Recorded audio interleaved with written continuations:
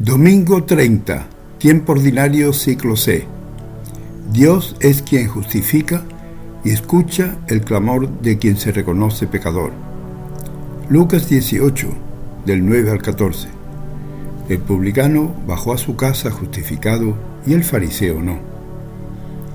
Con la intención de sacudir su conciencia, Jesús se dirige a algunos que, teniéndose por justos ante Dios, desprecian a los demás y les cuenta la siguiente parábola. Un fariseo y un publicano suben al templo a orar. En su oración, el fariseo, centrado en sí mismo, agradece a Dios porque no es como los demás, ni es ladrón, ni injusto, ni adúltero, ni tampoco como ese recaudador. Y cuenta todo lo bueno que hace. Ayuno 2 veces por semana y doy la 10ª parte de todo lo que gano. El recaudador, en cambio, reconoce con gestos y palabras que es un pecador, y en esto consiste su oración.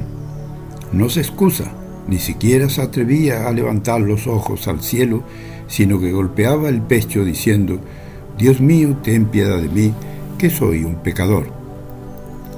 En primer lugar, recordemos que en tiempos de Jesús, el cobro de impuestos no lo hacían los romanos directamente, sino a través de intermediarios de las élites urbanas, quienes a su vez dejaban la gestión de las mismas a gente sencilla que recibía a cambio un salario de subsistencia. Para compensarse, los cobradores de impuestos practicaban muchas veces el pillaje y la extorsión de la gente. Debido a esto, la población los odiaba y los consideraba ladrones y colaboracionistas de los romanos. Tan desprestigiados estaban que se pensaba que ni siquiera podían obtener el arrepentimiento de sus pecados. El recaudador de la parábola era pues un blanco fácil a los ataques del fariseo, pues hacía trampas para subsistir, era socialmente vulnerable y virtualmente sin honor, o lo que es igual, un paria considerado extorsionador y estafador. En segundo lugar, el mensaje de la parábola es sorprendente, pues subvierte el orden establecido por el sistema religioso judío. El fariseo, que se cree estar justificado, queda fuera, y el recaudador, que se considera excluido, está dentro, porque todo aquel que se hace grande será humillado, y el que se humille, decía Jesús, será enaltecido. El fariseo le dice a Dios que hace incluso más de lo mandado en la Torá y que da gracias a Dios en una oración aparentemente hermosa. Pero su agradecimiento no es por la grandeza, bondad o misericordia de Dios, sino por las bondades que se aplica a su persona.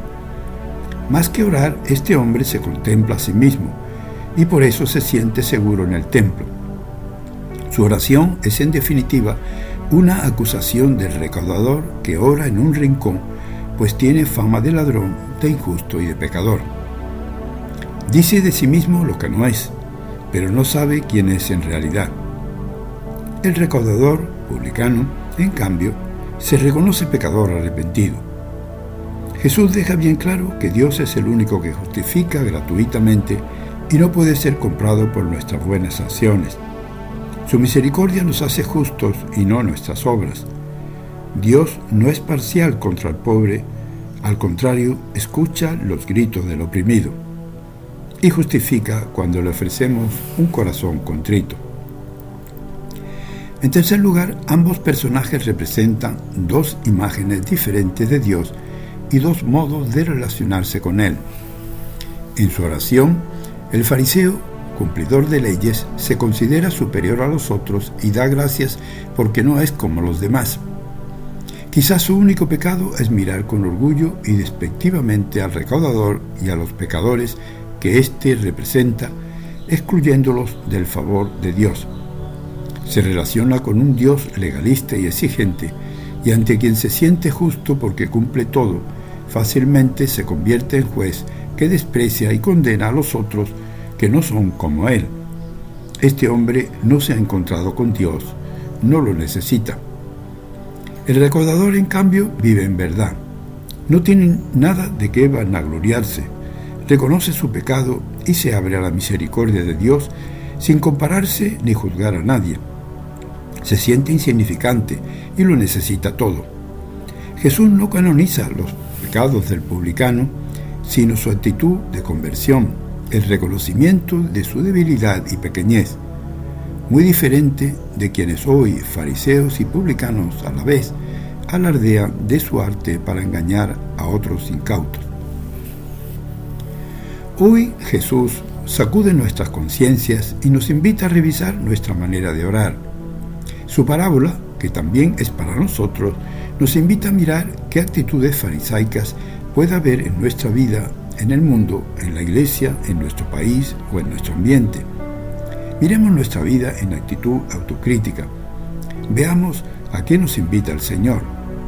Pidámosle que nos dé conocimiento íntimo de nuestras limitaciones y miserias, de forma que nunca despreciemos a los demás.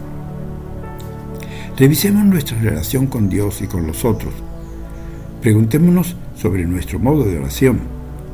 No sea que, contrariamente a lo que Jesús pretende, la parábola suscite en nosotros un sentimiento igual de farisaico y digamos: te doy gracias, Señor, porque no soy como ese fariseo, considerándonos quizás superiores a quienes indicamos de legalistas. O quizás me creo mejor que aquellos que no son practicantes, se declaran agnósticos o son de orientación sexual diferente. Miremos en qué medida tenemos conciencia de nuestro ser pecador, si somos humildes ante Dios y ante los hermanos, si abrimos nuestro corazón al amor gratuito de Dios, que es quien justifica.